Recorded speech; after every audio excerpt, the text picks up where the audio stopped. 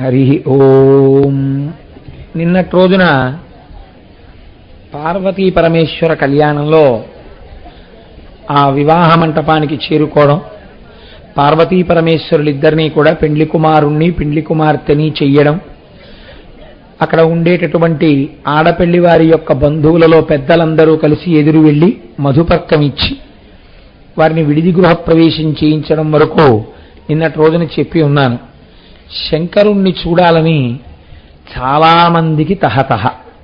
భక్తులైనటువంటి వారు అనేక కారణముల చేత మోక్షాన్ని అర్థించిన వారు, సుఖాల్ని అపేక్షించిన వారు, మంగళాల్ని కాక్షించిన వారు, మహానుభావుడు ఇన్నాళ్ళకి హిమవత్ పర్వతం మీదకి పెండ్లి కుమారుడిగా వచ్చాడు, మనం వెళ్ళి ఆ శంకరుడి దర్శనం చేసుకోవాలని వచ్చిన వారు కుతూహలంతో ఎందరో భూమి ఈనిందా అన్నట్టుగా అక్కడికి చేరిపోయారు. అన్నిటికన్నా ఆశ్చర్యం ఏంటంటే అక్కడ ఉండేటటువంటి ఆడవారి యందు ప్రత్యేకమైన మక్కువ. ఇందుచేత అది ఆడపెళ్లివారి ఇల్లు అక్కడ ఉండడమే ప్రధాన కారణం. జగదంబ అయిన పార్వతీదేవి అంత సౌందర్య రాశి కదా, అంత సౌందర్య రాశి ఏరి కోరి తపించి వివాహం చేసుకుందంటే మహానుభావుడు ఆ శంకరుడు ఎంత అందంగా ఉంటాడో చూడాలని అక్కడ ఉండేటటువంటి స్త్రీలు శంకరుడు విడిది నుంచి బయలుదేరి ఆ ఆడపెళ్లి వారు ఏర్పాటు చేసినటువంటి కళ్యాణ మంటపంలోకి బయలుదేరుతున్నాడు. ఆయన్ని చూడాలని రహదారులకు ఇరువైపులా కొన్ని లక్షల మంది నిలబడిపోయారు. అప్పుడు ఆడవాళ్లు మాట్లాడుకుంటున్నారట, ప్రత్యేకించి పార్వతీదేవి చిలికెత్తెలు. వాళ్ళు అనుకుంటున్నారు వాళ్ళల్లో వాళ్ళు, కాలుని గెల్చి లీలమై కాముపరాజితు చేసి కొండ రాచూలికి చిక్కి జూటమున చుక్కల రేని ధరించి జానయై వేలుపుటేమి మిండడొగి వేడుక వచ్చుచునున్నవాడు ఈ నీలాలకరార రెండు మన మారగజూతము కోర్కె తీరగన్. మహానుభావుడు కాలుని గెల్చి అందరూ యమధర్మరాజుకు వశులవుతారు. ఈయనో చంద్రశేఖరమాశ్రయే మమ కింకరిష్యతి వయ్య మహా అని మార్కండేయుడు స్తోత్రం చేస్తే ఆ యమధర్మరాజు యొక్క వక్షస్థలం మీద తన్నినటువంటి మహానుభావుడు. కాలుని గెల్చి లీలమయి కాము పరాజితు చేసి. ఎవడైనా పెళ్లి చేసుకునేటటువంటి వాడు ఒక ప్రధానమైనటువంటి విషయం వల్ల పెళ్లి చేసుకుంటాడు. కామము శరీరాంతర్గతమై మనస్సు యొక్క ధర్మములలో అది ఒకటి. దాన్ని ధర్మబద్ధం చేయకపోతే విచ్చలవిడితనం పెరిగిపోయి సంతానము ధర్మబద్ధము కాదు, వావి వరసలు లేని స్థితి ఏర్పడుతుంది. కాబట్టి ఋషులు వివాహము అనబడేటటువంటి వ్యవస్థ ద్వారా కామగుణాన్ని ధర్మబద్ధం చేశారు. శంకరుడు కాముణ్ణి కాల్చినవాడు, మరి ఈయనెందుకు వివాహం చేసుకుంటున్నట్టు? ఇది వాళ్ళ దెప్పి పొడుపు. కాలునా తన్నేశాడు, కామున్నా కాల్చేశాడు. ఎంత విచిత్రం! ఇప్పుడు ఎవరు కావలసి వచ్చారు? శుశ్రూష చేసినంతసేపు వద్దన్నాడు, ఇప్పుడు తానే కబురు చేసి పెళ్లి చేసుకుంటున్నాడు మన అమ్మాయిని. కొండ రాచూలికి చిక్కి జూటమున చుక్కల రేని ధరించి జానడై. జాన అన్నమాట ఆడదానికి వాడతారు, ఇవాళ వాళ్ళు శివుడికి వాడుతున్నారు. ఆ మోయంత జానడు అంటున్నారు వాళ్ళు. చంద్రుణ్ణేమో తల మీద పెట్టుకుని మన కొండరాచూలిని పార్వతీదేవిని పెళ్లి చేసుకోవడానికి వచ్చాడు కదా. నీలాలకలార రెండు, ఓ అందమైన ముఖాలున్న స్త్రీలలారా రండి అంటే వాళ్ళ ఉద్దేశం ఎవరో కొంతమంది అందమైన ముఖాలు లేని వాళ్ళని కాదు, వాళ్ళందరూ అందంగా ఉన్నారు అని పిలుస్తున్నారు అక్కడ భావన అది. కాబట్టి ఇప్పుడు వాళ్ళందరినీ రమ్మనమని పిలుస్తూ వీళ్ళందరూ బయలుదేరి శంకరుణ్ణి చూడ్డానికి వెళ్ళారు. వెళ్ళంటారు, పురహరు చూడరండు శివపూర్ణ మనోరథు చూడరండు నిర్జరునుతు చూడరండు నిరజానిని చూడగరండు ఇందుశేఖరుమది చూడరండు విషకంధరు చూడగరండు దేవశేఖరు శివు చూడరండనుచు కాంతలనంత మనోరథంబులన్. ఆయనకి కొన్ని విశేషణాలు వేసి చెప్తున్నారు. మనం చూడండి, ఎప్పుడైనా ఊరికి చాలా గొప్ప వ్యక్తి ఒక ఆయన వచ్చాడు అనుకోండి, వెళ్ళినప్పుడు ఆయన ఇంకా వచ్చేస్తారనగా ఆ రహదారి మించి వస్తారనుకోండి, మనం ఏదో ఒక పేరు పెట్టి ఫలానా ఆయన వస్తున్నాడు అనం. ఏమంటాం? మహానుభావుడండి, ఆయనే చాలా గొప్పవాడు, ఆయనేనండి అబ్దుల్ కలాం గారు భారత రాష్ట్రపతి, ఆయనేనండి క్షిపణులు తయారు చేసినవాడు, ఆయనేనండి ఒకానొక నాడు ఆయనకి పౌర సన్మానం జరుగుతుంటే మద్రాసు పట్టణంలో తనకి పాఠాలు చెప్పినటువంటి ఉపాధ్యాయుడి ఇంటికి వెళ్ళి ఆయన్ని అతిథిగా పిలిచి ఆయన వేదిక మీదకి వస్తే వంగి నమస్కరించిన వినయశీలి అని అనేకమైన మాటలు మనం చెప్పుకుంటుంటాం కదా. అలా వాళ్ళు వస్తున్న శంకరుడు గురించి చెప్తున్నారు. ఎటువంటి వాడు వస్తున్నాడో తెలుసా? పురహరు చూడరండు, త్రిపురములను కాల్చినవాడు. శివపూర్ణ మనోరథు చూడరండు, పూర్ణమైనటువంటి మనోరథం కలిగినటువంటి వాడు. నిర్జరతను చూడరండు, ఆయనకేమిటి అసలు వృద్ధాప్యం అన్నది లేదు, అటువంటి వాడు ఎప్పుడు యవ్వనంలో ఉండేవాడు.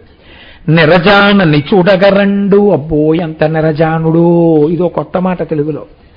కాబట్టి ఇందుశేఖరుమది చూడరండు, ఆ చంద్రబింబాన్ని శిరస్సు మీద అలంకారంగా ఉంచుకున్నవాడున్నాడే చంద్రరేఖని, వాణ్ణి చూడ్డానికి రండి. విషకంధరు చూడగరండు, లోకమంతా విషానికి భయపడి పారిపోతే విషాన్ని కంఠంలో పెట్టుకున్నవాడున్నాడే వాణ్ణి చూద్దాం రండి, నీలగ్రీవుణ్ణి. దేవశేఖరు శివు చూడరండు, దేవతలందరికీ కూడా నాయకుడు అయినటువంటి ఆ శంకరుణ్ణి చూద్దాం రండి అంటూ వీళ్ళందరూ బయలుదేరి ఆ రహదారులకు ఇరుప్రక్కల నిలబడి ఉన్నారు. మృడుజూచులోచనంబుల తొడరి మదాంధముల నెల్ల తొలగగనిడి తా వెడలించిన క్రియనొక్కతే కడగంటం బారదీర్చె కాటుకరేఖల్. ఏమి దర్శనమో పోతన గారిది. మనం సంక్రాంతి పండుగ వెళ్ళిపోయిన తర్వాత కనుమ పండుగ అని వస్తుంది. రథాలు వెళ్ళిపోయాయని ఈ ఇంటి నుంచి రథం బొమ్మోటేసి ఇలా గీత గీసి పక్కింటికి పెడతారు, ఆ పక్కింటి నుంచి ఈ పక్కింటికి పెడతారు, ఈ పక్కింటి నుంచి ఆ పక్కింటికి పెడతారు కదండి. ఒక ఆవిడ అందులో కాటుక నల్లగా పెట్టుకుని ఇలా కనుకులుకుల్లోంచి కనపడేటట్టుగా ఇక్కడ వరకు పెట్టుకుందట. అలా ఎందుకు పెట్టుకుందో తెలుసా? అమలం కమలోద్భవ గీత గుణం శమదం సమదా సురనాశకరం రమణీయ రుచిం కమనీయ తనుం నమః సాంబ శివం నత పాపహరం అని కదా. అటువంటి శంకరుడు వస్తుంటే ఇంతకు ముందు ఎన్నో మలినమైన పదార్థములను చూసింది ఈ కన్ను. ఇన్ని మలినమైన పదార్థములు చూసిన కంటితో మలినమునేటటువంటిది తాకని స్ఫటిక స్వరూపుడైన శంకరుణ్ణి చూడ్డమా అని, మలినములు నల్లగా ఉంటాయి కదండి, ఓ మలినములారా మీరు ఇలా వెళ్ళిపోండి, ఇవాళ మలినము లేని వాణ్ణి చూస్తున్నానని దారి చూపించిందా అన్నట్టుగా నలుపిక్కడ వరకు పెట్టిందిట కాటుక రేఖ. పోతన గారి భావం. ఎంత గొప్ప పద్యరచన చేశారు. ఎన్ని పద్యాలండి, తప్పక విడిచిపెట్టేశాను నేను దారి లేక. ఎన్ని పద్యాలు చదవని ఎన్నాళ్ళు చెప్పను, ఒక్క పార్వతీ కళ్యాణం ఎన్నాళ్ళు చెప్పాలి దానికి. కాబట్టి ఒక ఆవిడ చిలిపితనంతో ఉంది. అందరూ పెద్ద మనిషి తరహాగా ఉంటే ఎలా ఉంటుందండి. మాకు ఉన్నాడు చిలిపి పెద్ద ఆయన, మా వాళ్ళల్లో పానమూర్తి గారని, నేను ఆయన్ని ఎప్పుడూ చెప్తుంటా. అనేది అనేసి ఓ నమస్కారం పెట్టి, గురుగారు నేను ఇలా మాట్లాడారని నన్ను దూరం చేయకండి అంటుంటారు. అన్నప్పుడల్లా నేను ఒక మాట చెప్తుంటా, మీరు ఇలా చిలిపితనంగా ఉంటేనే నాకు చాలా ఇష్టం అంటుంటారు. ఆయన చిలిపితనం ఎంత గడుసుగా ఉంటుందో తెలుసా అండి. కార్యకర్తలందరినీ కూర్చోబెట్టి బ్యాడ్జీలు ఇస్తున్నాం, అందరికీ ఇచ్చేసిన తర్వాత ఆయన ఒక్కరు లేచి అన్నారు, అందరికీ ఒక్కొక్క బ్యాడ్జీ ఇచ్చి ఇంత కార్యక్రమానికి మొట్టమొదటి సంకల్పం దగ్గర నుంచి ఆలోచనలు చేసే త్వరగారికి గోపాలకృష్ణ గారికి కూడా ఓ బ్యాడ్జే, వాళ్ళిద్దరినీ రెండెట్టుకోమని గురుగారు అన్నారు. అంత చిలిపిగా మాట్లాడతారు. అది మంచిదే. అంటే చిలిపితనం చాలా వ్యగ్రతతో ఉండకూడదు, చక్కగా సాత్వికంగా నవ్వొచ్చేలా ఉండాలి. అందులో మా పానమూర్తి గారి నిష్ణాతులు. మా పానమూర్తి గారు బహుశా అలాంటప్పుడు ఆడదానిగా ఉన్నారేమో ఆ సమయంలో పార్వతీ కళ్యాణంలో. కాబట్టి చిలిపితనం ఉన్న వాళ్ళు గడుసుగా మాట్లాడతారు, సంతోషంగా ఉండదు. అందులో మీరు ఏం తప్పు పట్టుకోక్కర్లేదు, అలాంటి వాళ్ళు కూడా ఉండాలి, అప్పుడే అందం. కాబట్టి చూడండి, ఆవిడంటోంది, చించల నేత్రితాను తన చన్నులు కన్నులు ముద్దుమోములన్ పంచశరాపహారికిని భాతిగ నల్లన చూపి చూట్కి నాటించద నేర్పులెల్ల ప్రకటించద లోలతనన్నుడాయ రప్పించద మన్మధుంగెలుచు బీర మణంచద చుడుబాలిక. ఆవిడంది ఏమిటో శంకరుడు పురహరుడు కాముణ్ణి కాల్చేశాడు, కాలుణ్ణి తన్నేశాడు అని మీరు ఇన్ని చెప్తున్నారు కదా. నా అంత చక్కదనాల చుక్క ఎక్కడ ఉంటుంది? ఇలా వెళ్తుండనివ్వండి, పార్వతీ కళ్యాణం వరకు ఎక్కడెడతాడు? ఒక్కసారి నా కన్నులు ఇలా విప్పి అలా సోగగా చూస్తాను శంకరుడి వంక, అంతే. ఇంకా కళ్యాణ మండపానికి వెళ్ళడు, ఇక్కడే నిల్చుంటాడు. కట్టి పారేస్తాను. మన్మధుడు బాణాలు వేస్తే కాల్చాడని మీరు గొప్పగా చెప్తున్నారే, వాణ్ణి నాకు పార్వతితో పెళ్ళిందుకు ఇక్కడ ఉండిపోతాను రా, నంది వాహనం ఎక్కే అనేట్టు చేసేస్తాను చూడు అని. అంటే ఆ పక్కన అమ్మాయి అంతకన్నా చిలిపిది ఆ అమ్మాయింది. సరే అయితే ఇది గట్టిగా చెప్పనా అందరికీ, కట్టి పడేస్తామని. ఒకవేళ పడేయలేకపోతే అప్పుడు అందరు అడుగుతారు కదా, ఆయన నిన్ను ఇలా చూసి వెళ్ళిపోయాడు అనుకో, నువ్వు ఓడిపోయినట్టేగా, అప్పుడు నీ ఓటం అంగీకరిస్తావా అని అడిగింది. అయితే ఎంత తెలివితేటలుగా మాట్లాడిందో చూడండి ఈ అమ్మాయింది.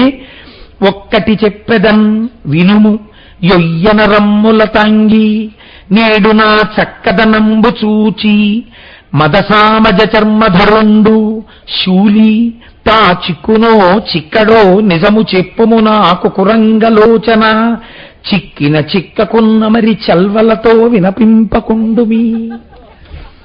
నేను పడగొట్టేయగలను శివుణ్ణి అని ఎందుకు చెప్పానో తెలుసా? అస్తమానం నువ్వే కదే అంటావు ఎంత బాగుంటావో అని అందుకన్నాను. కాబట్టి నువ్వన్న మాటల వల్ల నేను ఈ మాటలు అన్నాను. ఒకవేళ నేను కానీ శంకరుణ్ణి అలా పడగొట్టగలిగాననుకో, నువ్వు అన్నమాట నిజం, సంతోషించు. పడగొట్టలేకపోయాననుకో, అయ్యో నేను సరిగ్గా చెప్పలేకపోయాను, ఊరుకో, ఎవరికి చెప్పకండి.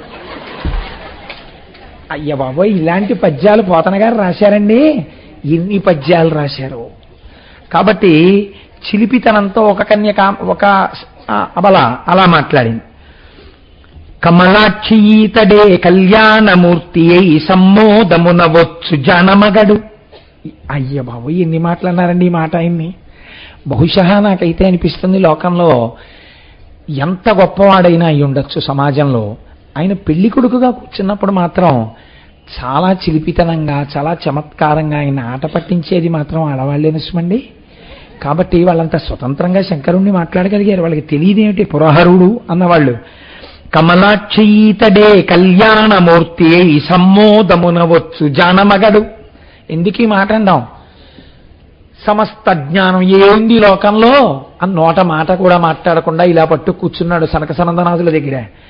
ఇప్పుడు తానే ఎరుకత రూపంలో వచ్చి సోది చెప్పి పెళ్లి కుమార్తెని తపస్సు చేయి నేను నీవాడనవుతానని పెండ్లి కుమారుడై బ్రహ్మచారి అయి శంకరుడై దేవతల మాట నిలబెట్టడానికి దిగంబరుడై ఇవాళ కోటి సూర్య ప్రతీకాశం సర్వావయవ సుందరం అని ఇంత సౌందర్యమూర్తి అయి పెళ్లి కొడుకై ఎంత జానే నిజంగా.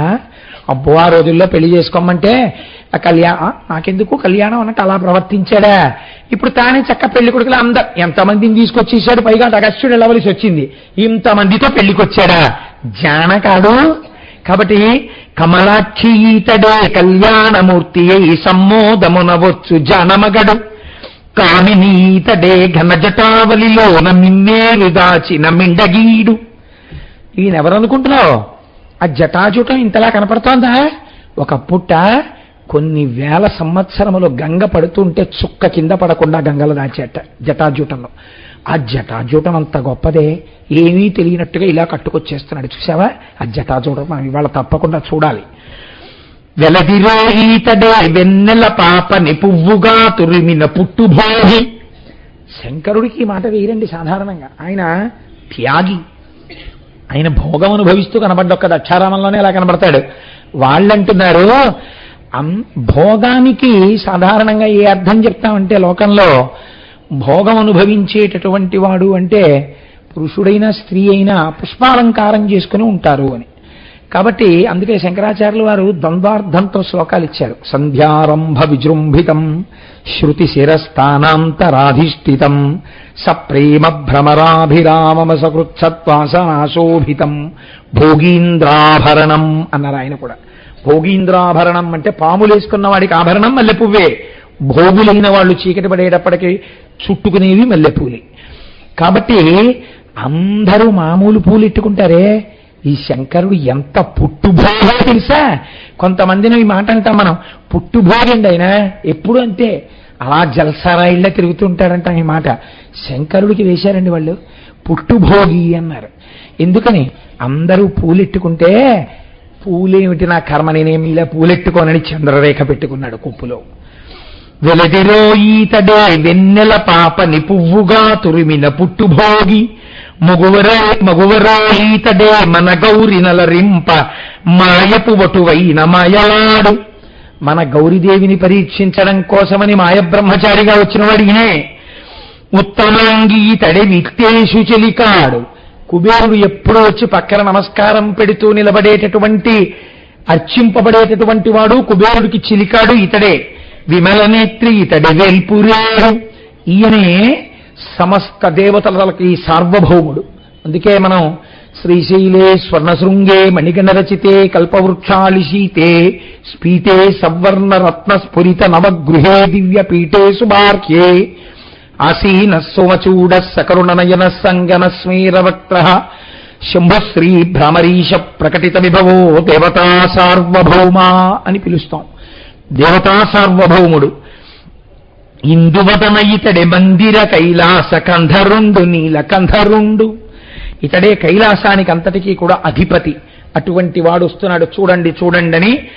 నిజంగా ఆయన కదిలి వచ్చేటప్పుడు ఆయన్ని చూసిన తర్వాత వీళ్ళ నోళ్లలో ఇన్ని మాటలు లేవు.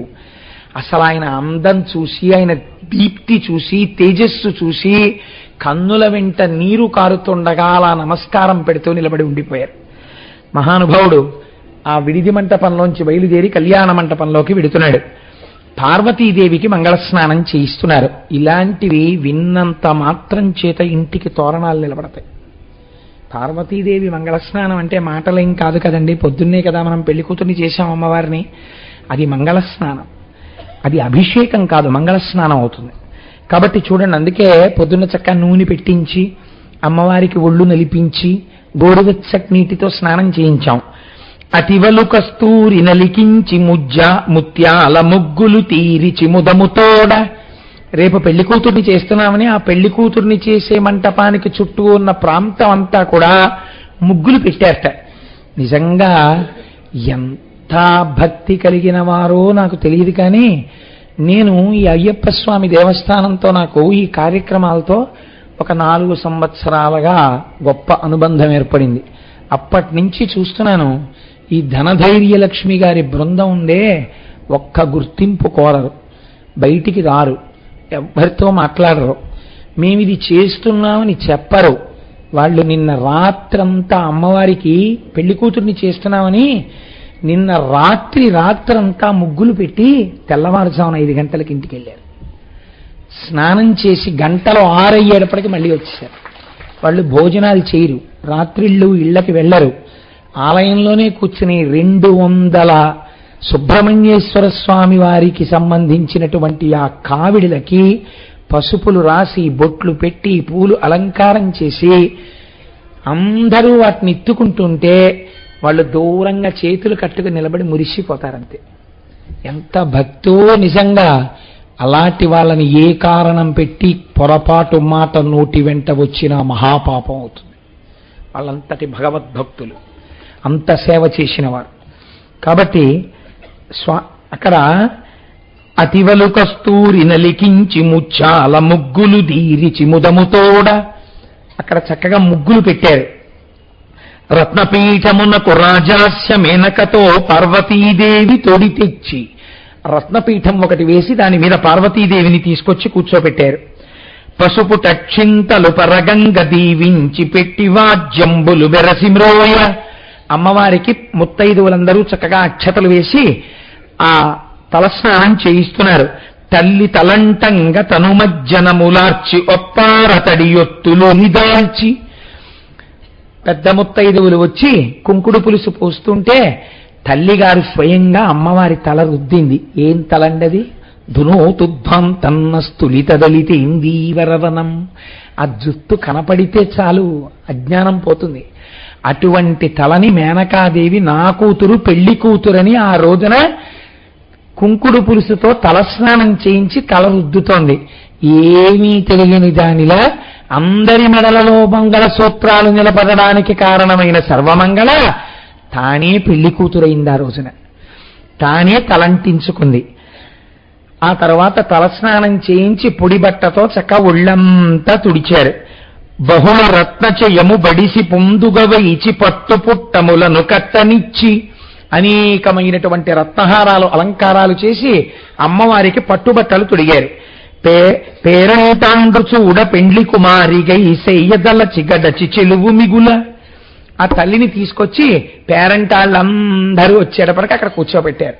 మనం ఇవాళ అలాగే కదండి చేసుకున్నాం. వచ్చిన వాళ్ళందరూ ఆ రోజున హిమవత్ పర్వతం మీదకి వచ్చిన పేరెంటాండ్రే ఎన్ని వందల మంది తల్లులు అలా బారులు తీరిపోయి ఆ పసుపు కుంకాలు తీసుకుని చాలు మాకి పసుపు కుంకాలని పొంగిపోయి వెళ్ళిపోయారు. ఎంత గొప్ప సన్నివేశమో ఇవాళ పొద్దున్న నిజంగా పరవశించిపోయాను చూసి. ఈ రత్నాలంకారాలన్నీ చేసి అమ్మాయిని కూర్చోపెట్టాక మేనకాదేవికి బెంగేసిందిట. ఇంతమంది చూసేస్తున్నారు మా అమ్మాయిని, ఇంత అందగత్తే, రేపేమో ముహూర్తం, పిల్లకి రాత్రి ఒళ్ళు వీడెక్కుతుందో ఏమిటో, జ్వరం వస్తుందేమో, జ్వరం వస్తుంది అనదు తల్లి. తల్లికి ఎంత బెంగో, అనారోగ్య రూపమైన మాట వాడదు. పిల్ల ఒళ్ళు వేడెక్కుతుందేమో అంటుంది.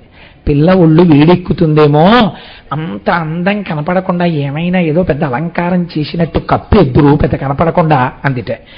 దేవి రూపమునకు దృష్టితా కెడునంచు మాటు చేయు భంగి మణి సువర్ణ పుష్ప వస్త్ర గంధములను అలంకారించి ఎలమితోడ గౌరి నిండు ముఖులు.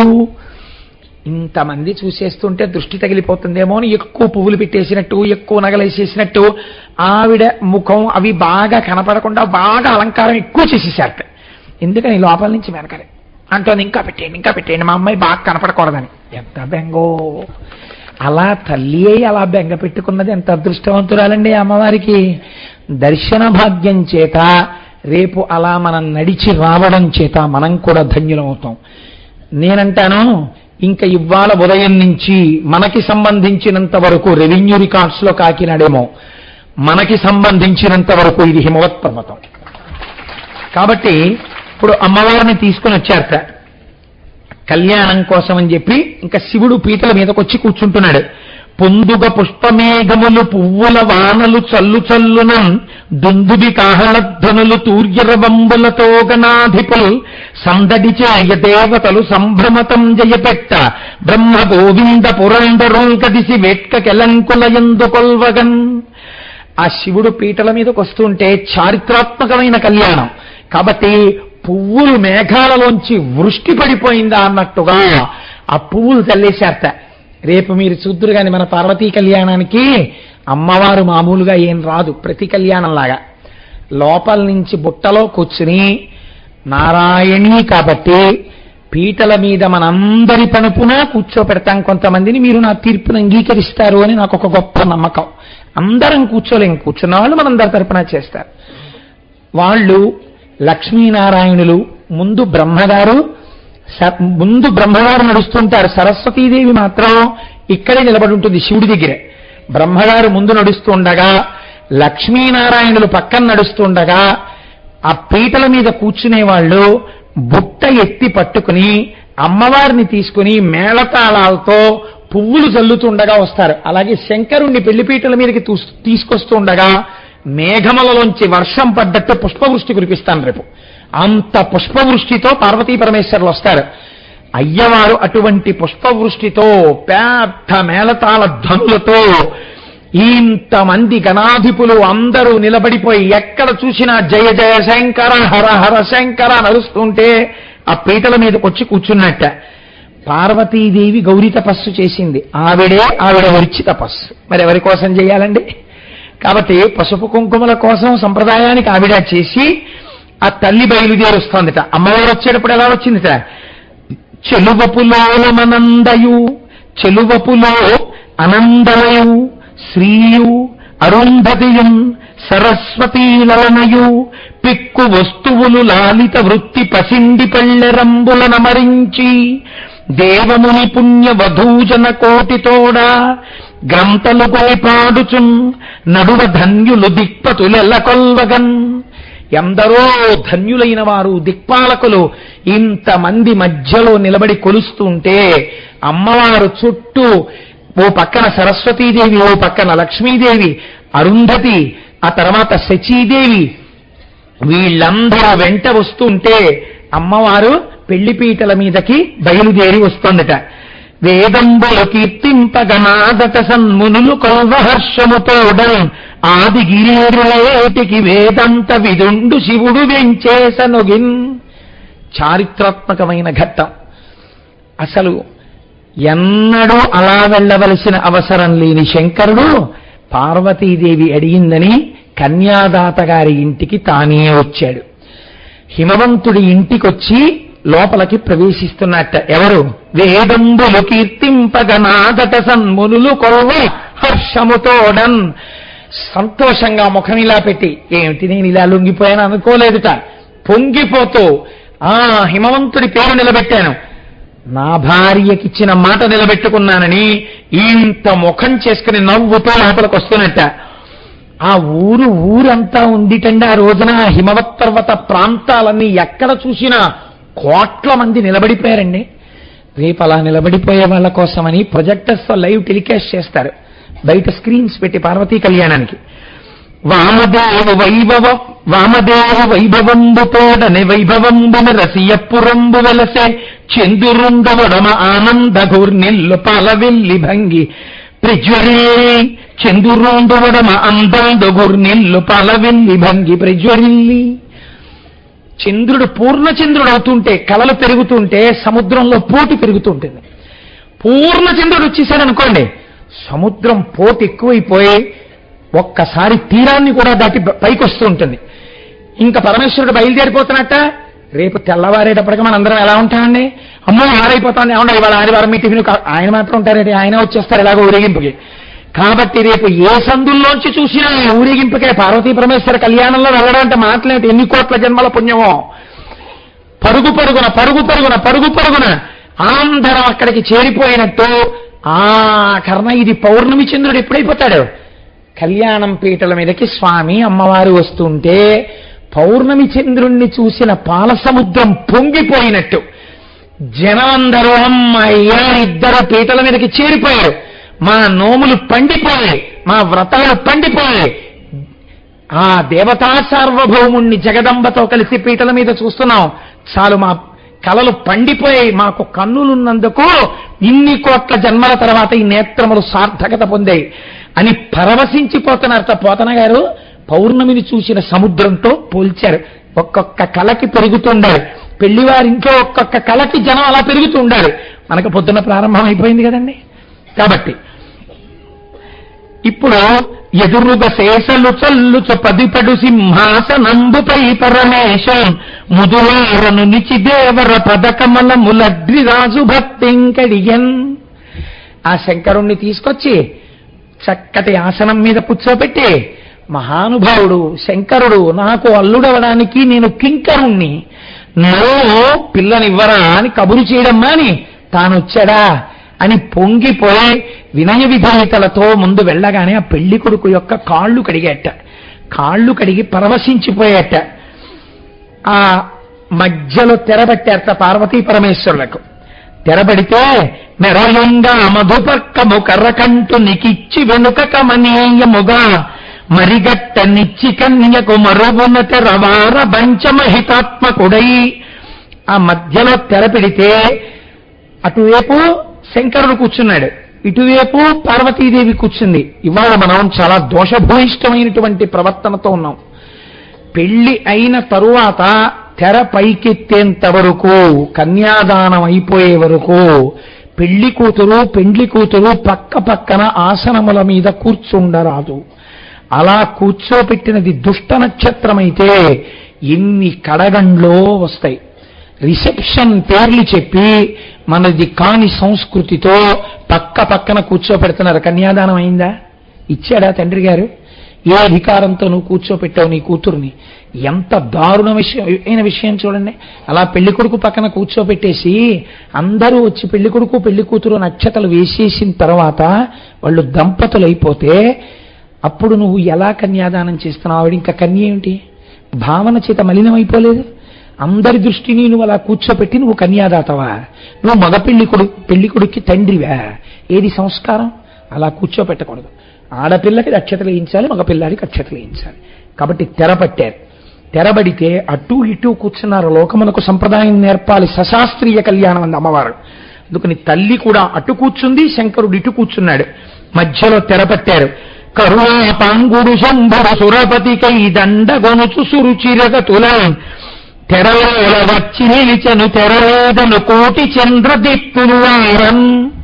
శంకరుడు వచ్చి తెరకి ఇటువైపు కూర్చుంటే పెళ్లిపీటల మీద ఆయన యొక్క ఆ శిరస్సు మీద చంద్రరేఖ ఉంది, అమ్మవారి శిరస్సు మీద చంద్రరేఖే ఉంది. ఇద్దరికీ చంద్రరేఖే కదండి. ఇప్పుట తెర మధ్యలో పట్టుకున్న వాళ్ళు తెల్లబోతున్నారు. ఎందుకని? కోటి చంద్రుల ప్రకాశం ఆ తెర మీద పడుతోందిట. కోటి చంద్రుల ప్రకాశంతో తెర వెలిగిపోతోందిట. ఇంత వెలుగు పడితే ఏమవుతుందండి? ఆ తెర పారదర్శకమైపోతుంది కదండి. బాగా అద్దంలా అయిపోయి ఇటువైపు వాళ్ళు అటువైపు వాళ్ళకి, అటువైపు వాళ్ళు ఇటువైపు వాళ్ళకి కనపడతారు.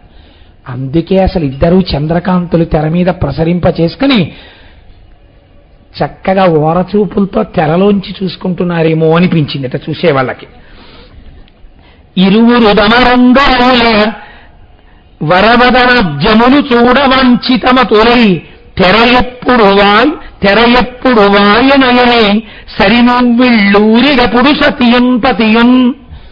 ఆ తెర కట్టు ఇటు కూర్చుని కొంచెం లీలగా కనపడుతుంటుంది కదండి. ఏదో ఇవ్వడానికి తెర కొంచెం ఇలా దింపుతారు, జటాజూటం ఒకటి కనపడుతుంది. కొంచెం ఇలా అంటారు, అమ్మవారి తల కనపడుతుంది. ఇద్దరి మనస్సుల్లో ఒక అభిప్రాయమే ఉందిట. ఇది దర్శనమైన వాడు రాయవలసిన మాట, ఇతరులు రాయలేరండి. ఇలాంటి కవిత్వం పడాలంటే ఈశ్వరానుగ్రహం ఉండాలి. వాళ్ళవి రెండు శరీరాలు, ఒక్కటే మనస్సు పార్వతీ పరమేశ్వరుడు. ఇద్దరి మనస్సుల్లో ఒక్కటే కోరికొందిట. ఇది లోకంలో ఏ దంపతుల మధ్యనే ఉండేది, అంగీకరించవలసినదే. అబ్బాయి తెర మధ్యలో ఎప్పుడు తీసేస్తారా అనుకుంటున్నారు. అంటే ఏమైంది? ఇద్దరి మనస్సుల్లో ఒకటే కోరికే, దంపతులకు అలా ఉండాలి. లోకములో అలాగే అవుతుంది, పార్వతీ పరమేశ్వరుల మనస్సు ఒక్కటే అని చెప్పడం కూడా. కాబట్టి ఇప్పుడు ఆ మహానుభావుడు హిమవంతుడు కన్యాదానం చెయ్యడం కోసమని చెప్పి ఆ మేనకాదేవి కలశతో నీళ్లు పట్టుకుంది. శంకరుని యొక్క పాదములను కడగడం కోసమని, ఇన్ని కోట్ల జన్మల భాగ్యం అండి శంకరుడి పాదాలు కడిగి కన్యాదానం అంటే. ఆ పాదాలు కడుగుతున్నప్పుడు నీళ్లు పోస్తూ మేనక సిద్ధపడింది. అక్కడ కూర్చున్నటువంటి చతుర్ముఖ బ్రహ్మగారు యాజ్ఞికం చేస్తున్నారు, పౌరోహిత్యం. ఆయన ఉన్నారు బ్రహ్మస్థానంలో. ఆయన అన్నారు, అంతా బాగుంది కానండి, పిల్లాడి ప్రవర చెప్పాలి కదా, ఎవరికి తెలుసండి అని అడిగారు. మరి ఫలానా వాడి ప్రపౌత్రుడు, పౌత్రుడు, పుత్రుడు అని చెప్పాలి కదా, ఎవరికన్నా తెలుసా అండి అని అడిగారు. నువ్వు చతుర్ముఖ బ్రహ్మవి, బ్రహ్మస్థానంలో ఉన్నవాడి నీకే తెలియకపోతే ఎవరికి తెలుస్తుంది? పోన్లే ఎవరినైనా పెద్దవాళ్ళని అడగండి సభలో అన్నారు హిమవంతుడు.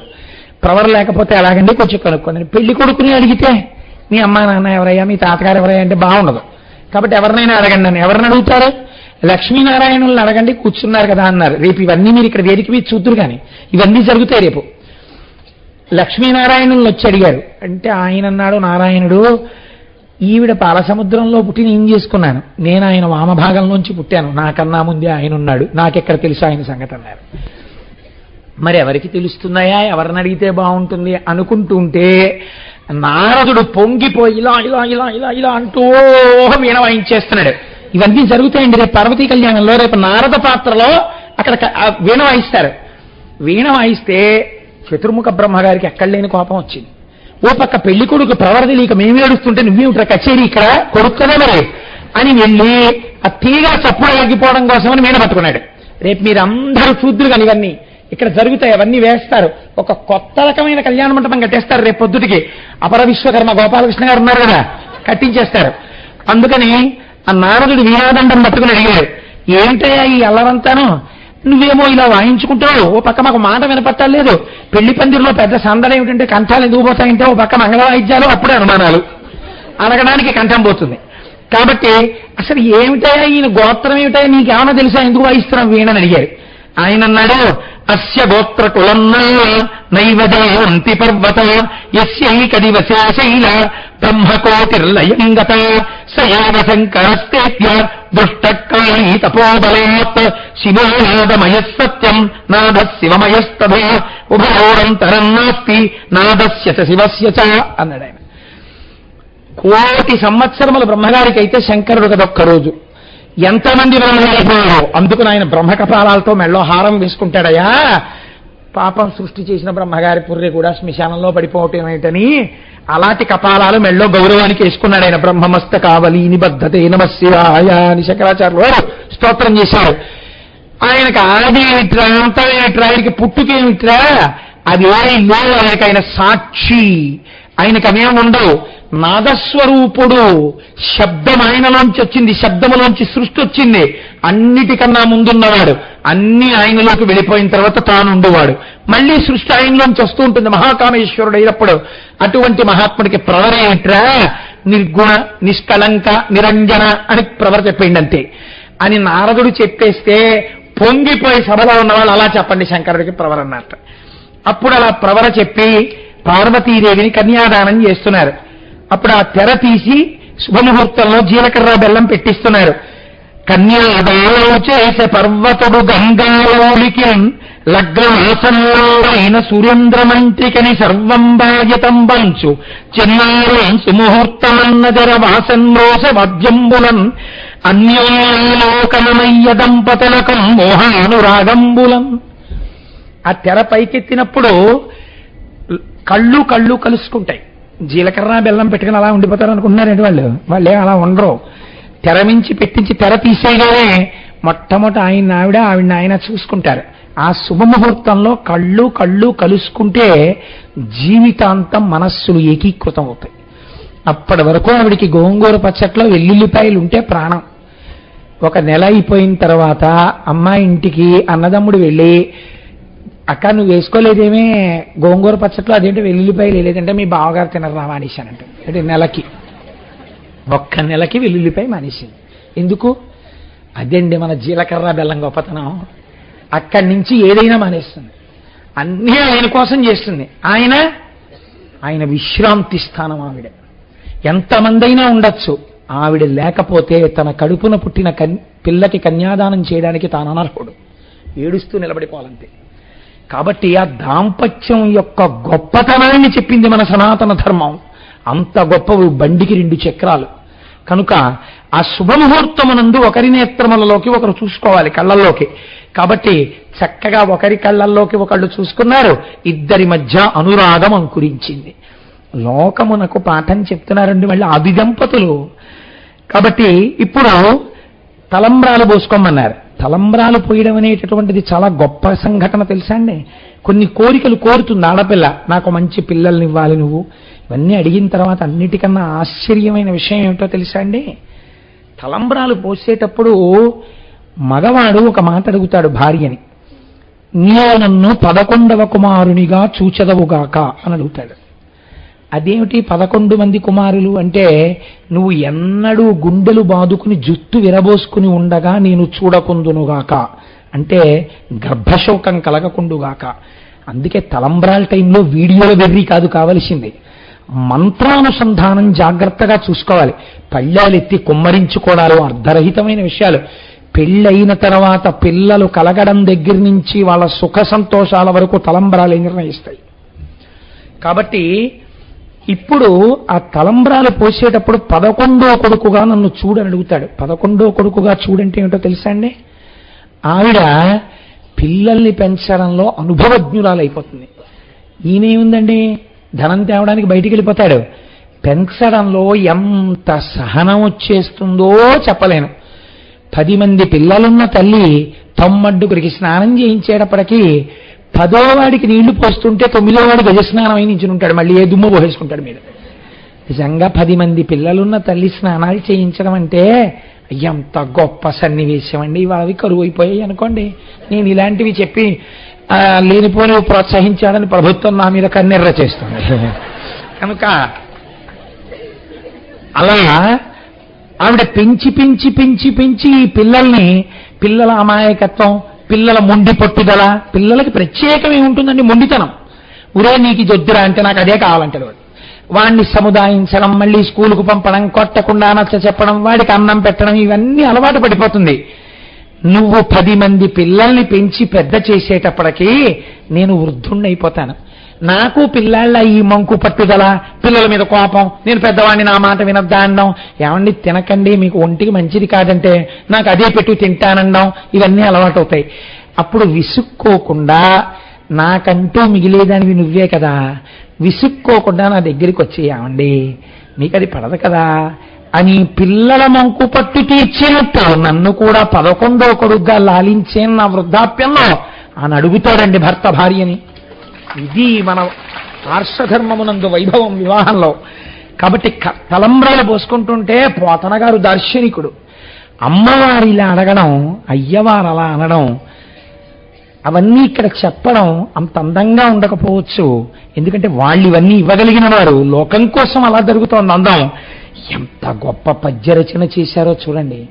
ఇదండి ఆ పడడం అంటే, ఆ ఘంటానికి పడడం అంటే అంత గొప్ప విషయం. మీకు చెప్పినవి తక్కువ పద్యాలు, నేను చదువుకు పొంగిపోయినవి ఇన్ని పద్యాలు ఈ కళ్యాణం పేరు చెప్పి. కాబట్టి తలంబ్రాలు పోస్తూ లీలను పార్వతి శాసలం శివుని మౌలింపోసే తా కోరికల్ కేలేదాహిత భక్తి శంకరుని పైకిలించనో నాగనందాళన్ సత్కృపతో ఇలేచి సతిపై విశ్వేశ్వరుండిచ్చే నా బోలం శంభుడు ప్రాలుపోసతలపై పూర్ణేందు బింబాస్యకున్. కోరికలు పోస్తోందా అన్నట్టుగా తలంబ్రాలు ఆవిడ పోసిందిట. అన్నీ తీరుతాయన్నట్టుగా పున్నమి చంద్రుడు వంటి ముఖం ఉన్న పార్వతీదేవి మీద తలంబ్రాలు శంకరుడు పోశాట. ఇద్దరు ఆ తలంబ్రాలు పోసుకుంటున్నటువంటి ఘట్టం చూసి లోకం అంతా పొంగిపోయిందిట. అందుకే అవే అక్షతల కింద ఇస్తారు. తర్వాత ఆ శంకరుడు పార్వతి అనే కోరికలు తీర్చగలరు కాబట్టి ఆ అక్షతలు మన తల మీద వేసుకుంటాం. కాబట్టి దేవాది దేవుడు తొరగొప్పనంతలో సతివారి హస్తంబు చక్కపట్టి పనిగ్రహణం పెద్దేటిలానేరి పెంపారగా పెండ్లి అరుగు మీదకి వచ్చి అర్ధితోడ బహరత్నపీఠంపై నొప్పయించేసి కమల జన్ముడు యాజకంబుసార వేదోక్త విధిని ప్రవేశ హోమము చేసి వెలుపటి కన్యదా పలికి తెచ్చి ఎవరు రాజకాది హోమంబుగా వీంచి మరియు తగిన కృత్యములను నచ్చి సకల లోక భక్త శంభుండు ముదముతో అచల వృత్తినున్న అవసరమున ఆ పార్వతీదేవిని పాణిగ్రహణం చేశాడు. పాణిగ్రహణం అంటే అదేదో మామూలు విషయం అనుకోకండి.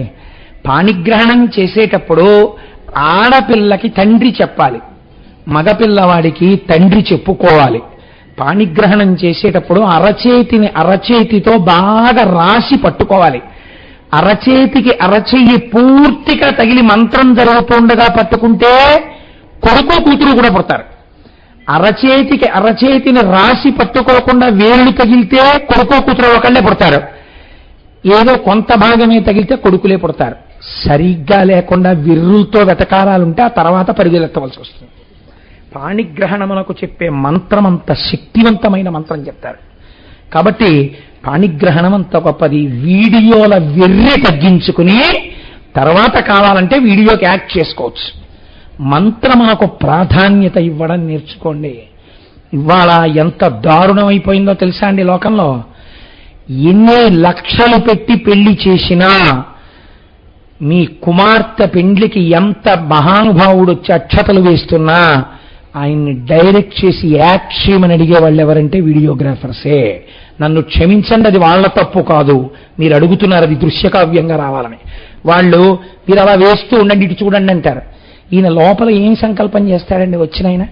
తన అరచేతి మధ్యలో అక్షతలు పెట్టి తన కులదైవాన్ని స్మరించి వీళ్ళ మూర్ధన్య స్థానమునందు వేస్తున్నాను, నా అరచేతికి తగిలి పడుతున్న ఈ అక్షతలు ఈశ్వరుడి పాదములను స్పృశించి వస్తున్నవై వీళ్ళకి అమంగళములు పరిహరింపబడుగాక, వీరికి దీర్ఘాయుష్మంతులగుదురుగాక అని ఆయన లోపల సంకల్పం చేసి ఏం వేస్తాడు?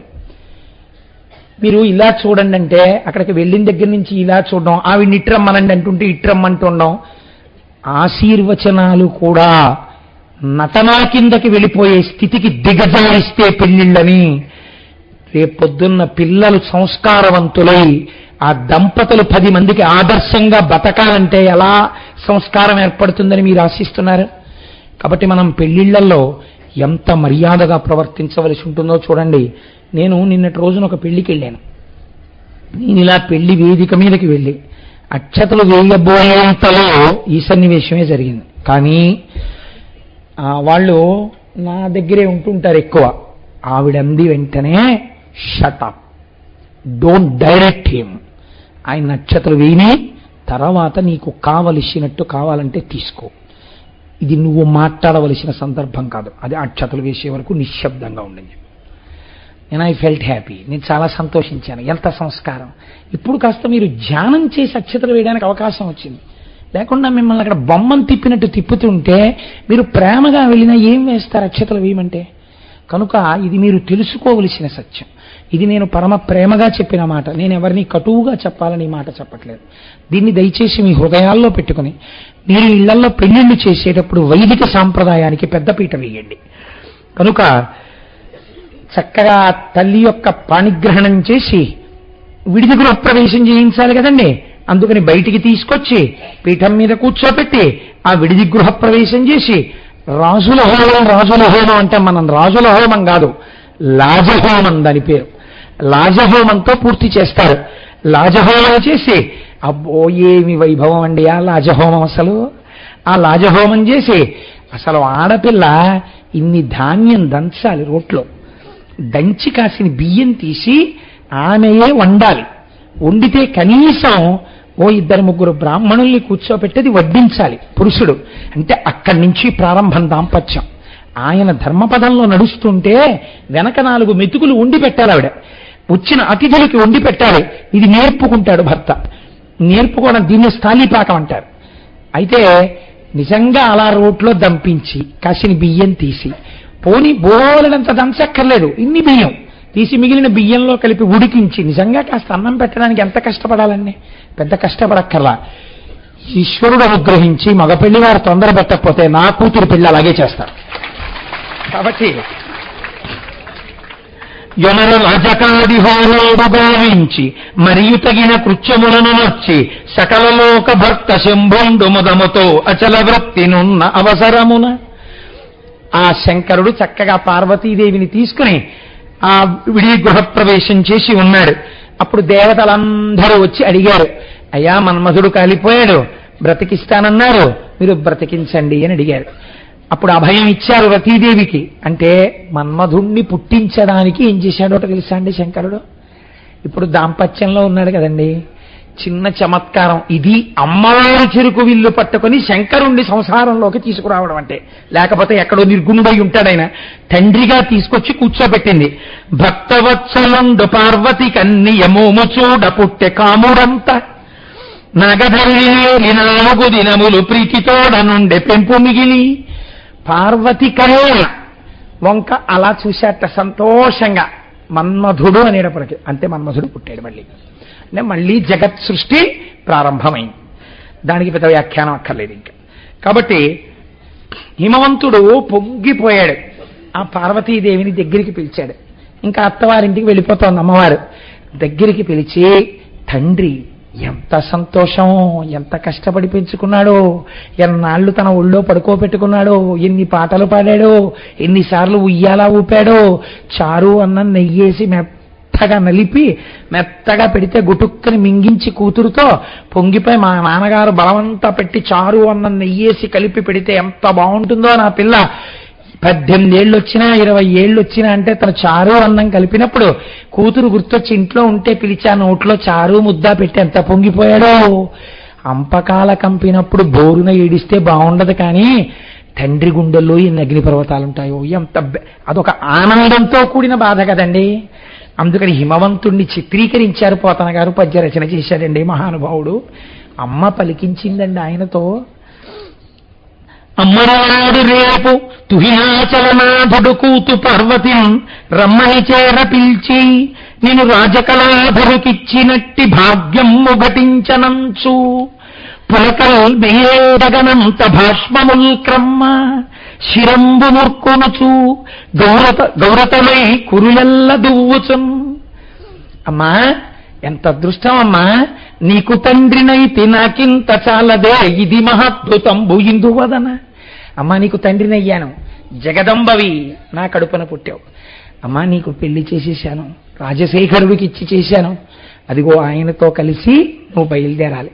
అమ్మా నాకు పులకాంకురములు వస్తున్నాయి, నీ మెడలో కొత్తగా ఈ పసుపు తాళ్ళు, నీ మెడలో నల్ల పూసలు, నీ ఈ ఒడిగంటు, నీ పెద్దరికం, పసిపిల్లవై నా ఒళ్ళో పడుకున్న రోజులు, నువ్వు ఇవాళ ఒక ఇల్లాలివైపోయావు, అమ్మా నిన్ను అత్తవారింటికి పంపిస్తున్నాను అని ఆ తల మీద ఇలా జుత్తంతా రాస్తుంటే నాకు మనస్సులో ఏదో మెదులుతోంది.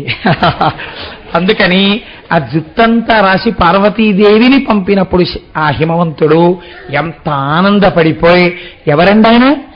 నిరునగధీరుడు అంటారు, పర్వతాన్ని ధీరత్వానికి సూచనగా చెప్తారు, కదలని పర్వతం. అటువంటి వాడు కన్నుల నీరు 10 మంది చూస్తుండగా కార్చేశాట. ఏమన్నా బాగుందా? ఏమిటి మీ పేరు? ఎన్ని తెలుసున్నవారు? ఎంత ధీరత్వం ఉండాలి?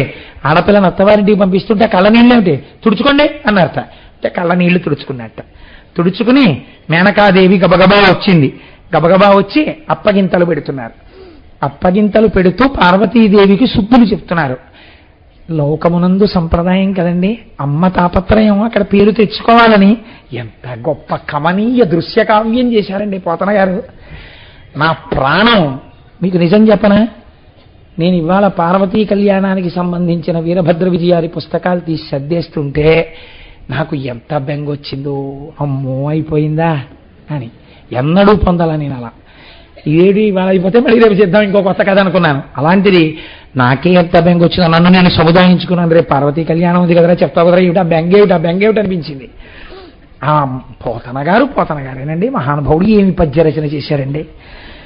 కనుసంగలాలించి కడున ప్రమత్తవై దేవేశు మనసురా తిరుగుమమ్మ, పంపకయతల భర్త చిత్తములోని పనులెల్లనాయిత పరుపుమమ్మ, అటవారు మిటవారు నయ్యాడు గడయును విభుడుగా చూచి సేవింపుమమ్మ, ఎన్నెన్ని భంగుల ఏ రూపములయందు గరలకంధరుకే కెడగకుమమ్మ, ఆశ్రయించిన వారి ఎల్ల రక్షించుమమ్మ, అలరనత్తమా కలిగిరాని అప్పగించవచ్చు, అతనికి ఎవ్వరును చిలువలేరు కాన చెప్పవలసే.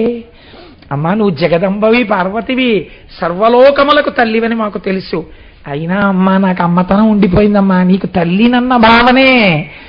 నిన్ను అప్పగింతలు పెట్టడానికి అత్తమామలు ఉంటే వాళ్ళకి చెప్పుకుందున పిల్లకి ఏం తెలియదండి. వాళ్ళ నాన్నగారు ముద్దు చేసేశారు, ఇంకా చంటి పిల్లల పొద్దున్న 6:30కి లేస్తుంది, దెబ్బలాడితే కానీ లేవదు, టీవీ చూడడం అంటే మక్కువ, ఇలాంటివి ఉంటాయి. కొంచెం పెద్ద మనసు చేసుకుని పిల్లనేమనకండే అని చెప్పుకుందును. ఇదండి ఆడపిల్ల కన్న వాళ్ళ తాపత్రయం. మేనకంతటిది మాట చెప్పుకుంది. వాళ్ళు లేరమ్మా చెప్పడానికి, నీకే చెప్తున్నాను అందుకని. నువ్వు ఎలా మెలుగుతావో తెలుసా? కనుసంగలేచి కడున ప్రమత్తవై దేవేశు మనసురా తిరుగవమ్మ, అప్రమత్తత పాటించు. ఏమిటి పిల్లి లాంటిది అని మనసులో శంకరుడు ఎప్పుడూ నీ గురించి బాధపడకూడదు. పంపకయటము భర్త చిత్తములో నిపనులనాయత పరుపుమమ్మ, పార్వతి అనేటప్పటికే ఆమె వడ్డించేశాను అనాలి. పిలుపులో ఉండేటటువంటి ధ్వనిస్థాయిని బట్టి ఆయనకి కావలసినవి నీకు అర్థమైపోవాలి. పార్వతి చెప్పాను నంది రెడీగా ఉన్నారు, మీరు బయలుదేరచ్చు అనాలి. పార్వతి అనేటప్పటికీ ఆడో మీకన్నా సిద్ధంగా ఉన్నారు, ఆడక ముందు నడవకూడదని నిల్చున్నారు, మీరు నడిస్తే నేను వచ్చేస్తాను వెనకాల అనగలగాలి. పిలవడంలో వచ్చేటటువంటి శబ్దాన్ని బట్టి ఆయన చెప్పకుండా ఆయన మనస్సు తెలుసుకోవాలి. అలా ఆయన యొక్క పనులు గుర్తిని అందించి ఆయన మనస్సు దోచుకోమ్మా. ఇది ఎక్కడికి వెళ్ళిపోతుందో తెలుసా అండి?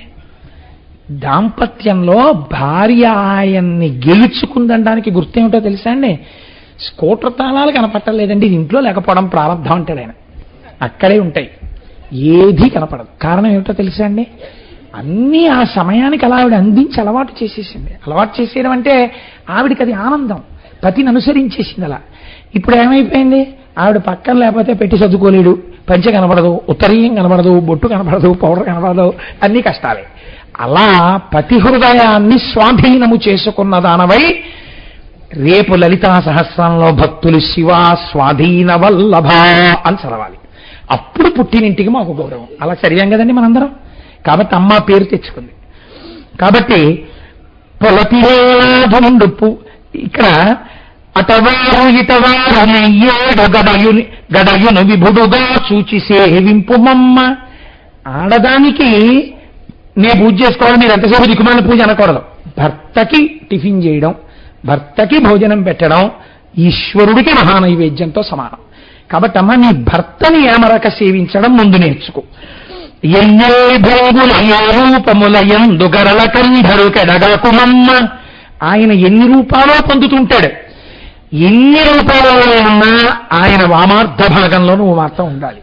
అలా ఆయన్ని గెలుచుకో తల్లి. ఆశ్రయించిన వారినెల్ల రక్షింపుమమ్మ. నిన్నెవరు ఆశ్రయించినా రక్షించడం నేర్చుకో అమ్మగా.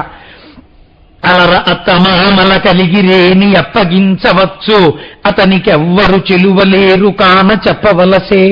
అత్తమామలుంటే పిల్లని చూసుకోమని చెప్పేవాళ్ళం, కానీ అతనికి ఎవ్వరూ లేరు కదమ్మా బాహ్యంలో, అందుకని నీకే చెప్తున్నాను తల్లి అన్నారు. ఆ చెలికత్తెలందరూ వచ్చారు పార్వతీదేవి దగ్గరికి. వచ్చి అమ్మా నీకు సారె పెడతాం, అల్లుడు గారికి కూడా సారె పెట్టాలని ఉంది. ఎందుకని? మా అల్లుడన్న భావన కదా ఇప్పుడు, కాబట్టి ఆయనకి ఏదో ఇద్దామని ఉంది. కానీ ఇద్దామంటే తల్లి మా దగ్గరే కాదు, ఇంత ఐశ్వర్యం ఉన్న హిమవత్ పర్వతం దగ్గరే కాదు, శంకరుడికి ఇవ్వగలిగిన వస్తువులు ఎవరింట్లోనూ ఉండవు, ఇలా అనడం తప్ప. కాబట్టి ఇప్పుడు చెలికెత్తలు పరిహాసం ఆడినట్టుంది, శంకరుడికి ఇవ్వలేని తనము చెప్తున్నారు. సల్లంబులుగా పెక్కువన్నె చీరలు భూరిన ఆయనకి కన్నేరాజు గంధంబు పూయడు మదరంగ రస్మంబు మాకు లేదు. ఆయనకి మంచి గంధం, మంచి పౌడర్లు ఇలాంటివి ఏమైనా ఇచ్చి, అయ్యా స్ప్రేలు అవి కొట్టుకోండి, కాస్త పౌడర్ రాసుకోండి, ఎవరో అమెరికా నుంచి తెచ్చి ఇచ్చారని ఇద్దామా? కాముణ్ణి కాల్చేసిన బూజి రాసుకుంటాడు, అది ఎవరింట్లో ఉంటుందమ్మా? మా ఇంట్లో లేదు, అందుకని మేము ఇవ్వలేము ఆయనకి పౌడర్లు అవిని.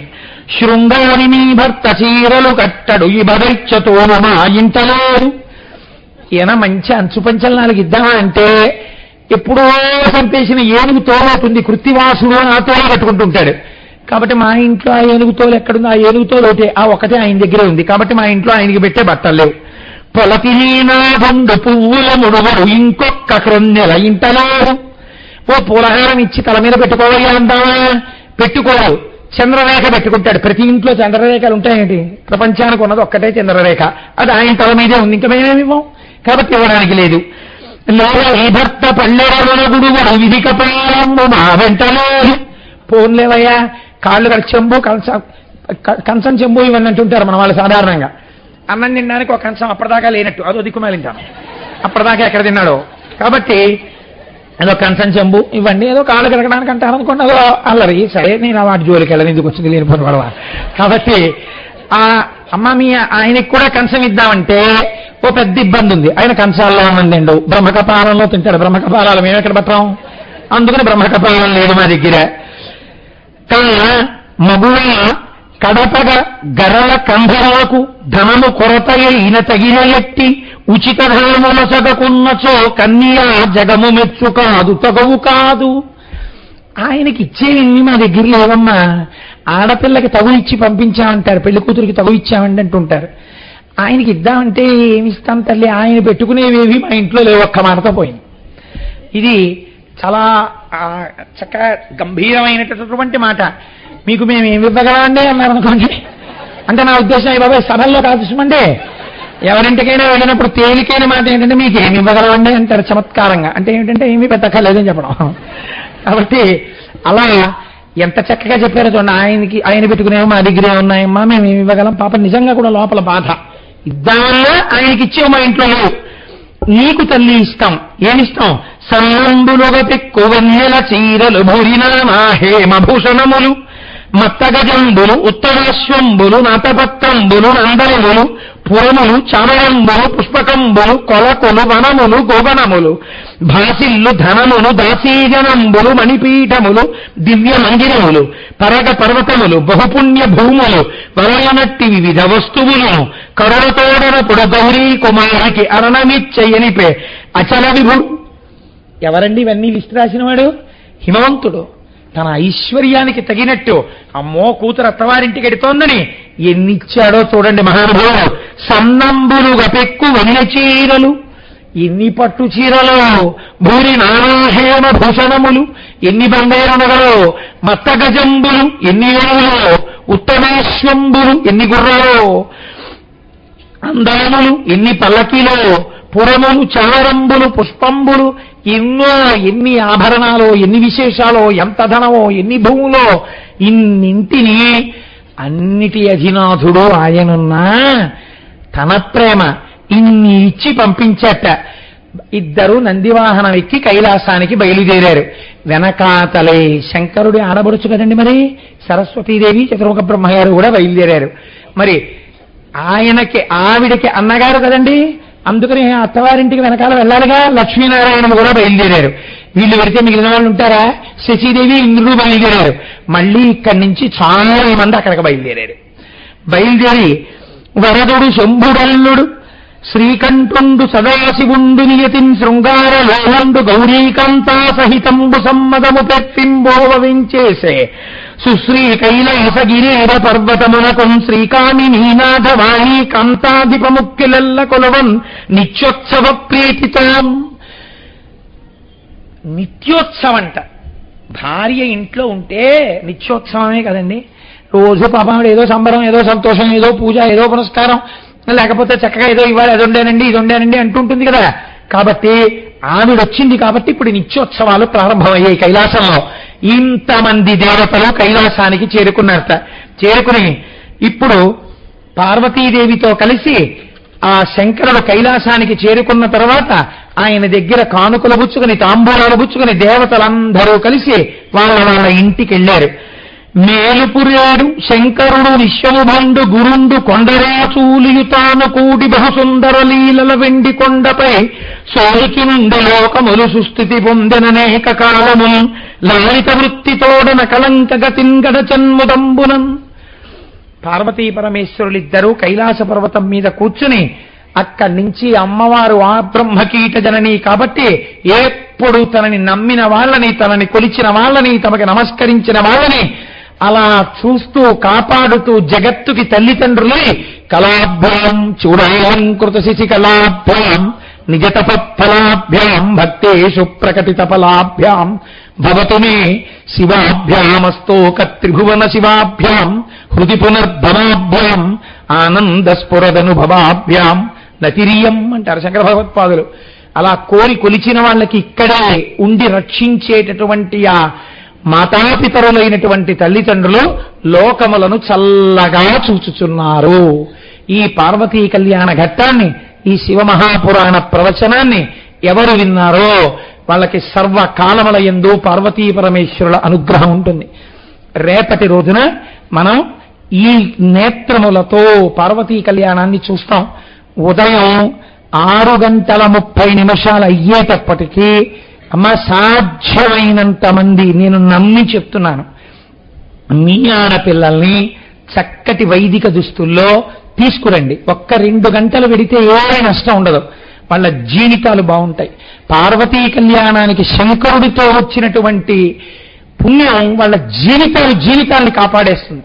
చక్కగా ముందు ముత్తైదువులు పిండి వంటలతో నడుస్తారు, ఆ ముందు నాదస్వరం పెడుతుంది, వేద పండితులు పెడతారు, మహానుభావుడు స్వరూపానందేంద్ర సరస్వతి స్వామివారు నడుస్తారు, ఆ వెనకాతల కొంతమంది సువాసినులు నడుస్తారు, ఆ వెనక పురుషులు నడుస్తారు, చతుర్ముఖ బ్రహ్మగారు సరస్వతి వస్తారు, ఆ వెనక సప్తర్షులు ఉంటారు, సప్తర్షుల భార్యలుంటారు, వీరభద్రుడు ఉంటాడు, పరమశివుడు రథంలో వృషభవాహనం మీద ఆయన వస్తాడు, ఆ వెనక లక్ష్మీనారాయణులు ఉంటారు, ముత్తైదువులు ఉంటారు. మీ అందరూ వచ్చేటప్పుడు ముత్తైదువులు ఆడపిల్లలు అందరూ కూడా ఏదో ఒక ప్లాస్టిక్దో స్టీల్దో మీ ఇష్టం ఒక చిన్న దొప్ప లాంటిది ఒకటి తెచ్చుకోండి, చెంబు లాంటిదో. అందులో చెంబు లాంటిది తెచ్చుకోకండి, దొప్ప లాంటిదే తెచ్చుకోండి. పరిమళ ద్రవ్యాలు పోస్తారు, కొంతమందికి పేరాలు పోస్తారు. ఇది పరమ మంగళ ద్రవ్యం, దేవతలు నాకు ఆహ్వానం పిలిచినట్టు. సువాసినులందరూ చక్కగా వాటిని చల్లుతూ నడుస్తారు. స్వామి రథం మీద పెళ్లికి వస్తున్నారు కాబట్టి పరమ నిష్ఠాకైంకర్యం కలిగినటువంటి వారు, పరమభక్తి కలిగిన వారు, స్వామివారికి ఏ ఇబ్బంది కలగకుండా వాళ్ళు సమాజంలో చాలా పెద్ద స్థితిలో ఉన్నవాళ్ళు, 10 మందికి బోధ చేస్తున్న లెక్చరర్లు, అటువంటి వాళ్ళు చీపుళ్ళు పట్టుకుని రోడ్లు తుడిచేస్తుంటారు. ముందర తుడుస్తూ ఉండగా ఈ పరివారం అంతా వెడుతుంది. కన్నుల పండుగగా కాకినాడ కాదు హిమవత్పర్వతమే అనేటట్టుగా చేరగలిగిన వాళ్ళు జయేంద్రనగర్ వినాయకుడి గుడికి చేరిపోండి 6:30కి. కార్యకర్తలు ఉంటారు, ఎవరెవరు ఎక్కడెక్కడ నిలబడాలో వాళ్ళు చెప్తారు, మీకు ఇబ్బంది ఉండదమ్మా. వాళ్ళు మిమ్మల్ని నిలబెడతారు. చక్కగా మీ దగ్గర ఉన్న పాత్రల్లో పేలాలు సుగంధ ద్రవ్యాలు పోస్తారు. స్వామివారు వస్తారు, అందరం కలిసి బయలుదేరి చక్కగా అందంగా వద్దాం. కాబట్టి సంతోషంగా మనందరం పెళ్లివారం ఆనందంగా ఈ శివమహాపురాణాన్ని ఇన్ని రోజుల పాటు నాకేది చేత కాకపోయినా 4 మాటలు ధైర్యంతో కూర్చుని చెప్తుంటే మీ అందరూ అయ్యో మా కోటేశ్వరరావు చెప్తున్నాడు మేము వినాలి, మేము కూర్చోకపోతే పాపం వాడు ఎవరికి చెప్పుకుంటాడు, వాడు ఎలా తరిస్తాడని నా మీద ప్రీతితో ఇలా కూర్చుని ఇన్ని రోజులు ఇన్ని వేల మంది విన్నందుకు మీ అందరికీ ప్రత్యేకించి 2 అరగంటలలో మనం కళ్యాణానికి హుండీలో వెయ్యండంటే 2 అరగంటలలో నా మాట నమ్మి 1,65,000 రూపాయలు వెయ్యడం అంటే బహుశా నాకు తెలిసింది ఆంధ్రదేశంలోనే రికార్డ్ బ్రేక్. ఇంత పెద్ద కార్యక్రమంలో రేపటి రోజు ఉదయం మనందరం వచ్చి సాయంకాలం కళ్యాణం చూసి తరించిపోదాం. చక్కగా క్రమశిక్షణలో వద్దాం. రేపు ఉదయం మళ్ళీ మనందరం పెళ్లివారిగా కలుసుకుందాం. మీ అందరూ ఇంత చక్కగా విన్నందుకు పునః నాకేం కోరిక లేదు, నాకు ఆశ లేదు. ఇలా ఉపన్యాసాలు చెప్పి ఏదో సంపాదించాలన్న కోరిక అసలు లేదు. నేను ఇది చెప్పేది నా జీవితాన్ని ధన్యం చేసుకోవడానికి, మీకు సౌకర్యంగా ఉంటుంది కనుక మళ్ళీ చెప్తున్నాను. నేను 3 రోజులు చెప్పినా, 5 రోజులు చెప్పినా, 7 రోజులు చెప్పినా, 40 రోజులు చెప్పినా నాకు సంతోషం కలిగి సంవత్సరం చెప్పినా అయ్యప్ప స్వామి గుడిలోనే చెప్పడానికి ప్రయత్నిస్తాను. మంగళాశాసనపరై మదాచార్య పురోగమై సర్వైశ్చ పూర్వైరాచార్యై సత్కృతాయాస్తు మంగళం. మంగళం కోసలేంద్రాయ మహనీయ గుణాత్మనే చక్రవర్తి తనూజాయ సర్వభౌమాయ మంగళం. ఉమాకాంతాయ కాంతాయ కామితార్థప్రదాయినే శ్రీగిరీశాయ దేవాయ మలినాథాయ మంగళం. కరచరణకృతం వా కర్మభక్కాజం వా శ్రవణనైనజం వా మానసం వాపరాధం విహితమవిహితం వా సర్వమేత్తక్షమస్వ. శివ శివ కరుణాబ్ధే శ్రీ మహాదేవ శంభో. సర్వం శ్రీ ఉమామహేశ్వర పరబ్రహ్మార్పణమస్తు. స్వస్తి.